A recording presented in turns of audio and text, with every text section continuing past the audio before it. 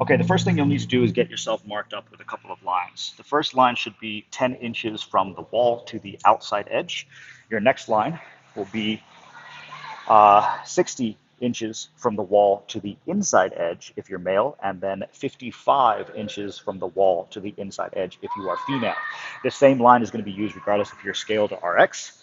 Your final line will be across the floor at the 9-foot mark. That line will be crossed right there. Your box will then be behind that line.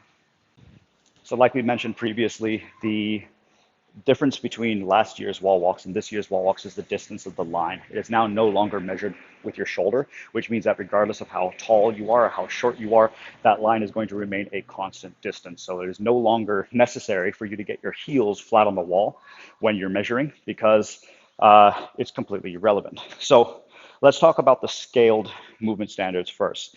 With your line being 60 inches away, you will have a 2-inch line, and your hands must be in front of that line before coming behind the line. When you bring your hands behind the line, your feet must be on the wall. So I'll demonstrate what I mean. Like I said at the start, your feet no longer have to be flat against the wall. You see, if I get my feet flat against the wall and I put my shoulders down, my line would normally be here, according to last year's standards. Now it's a little bit further forward. So for me, it might be better if I was to just rock up onto my toes slightly, which would put me into the same angle as I would be in for last year's standards. I'd press up, get my hips up high, put my feet onto the wall, walk my hands past the wall, past the line, making sure that I have a little bit of space in between my fingers and the line.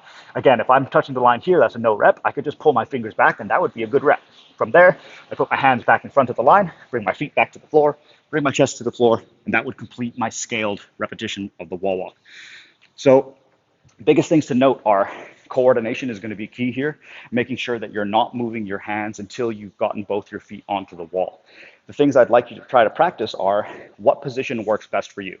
If you're a taller athlete, then maybe putting your heels against the wall is going to be better, because it'll give you more stability and allow you to walk up further onto the wall easier while still not sacrificing distance towards this line. If you're like me and you're a little bit shorter, then I'd like to get my toes here so I can have a strong pressing position. And as I come up, then I would probably choose whether to get my hips low, like this with my knees bent. And you can see how this here makes it a much faster repetition, but there is more weight or more load on my shoulders. So up higher makes it a little bit easier, but now there's more distance between my hand and my feet. So the higher up I go, the further I have to stretch.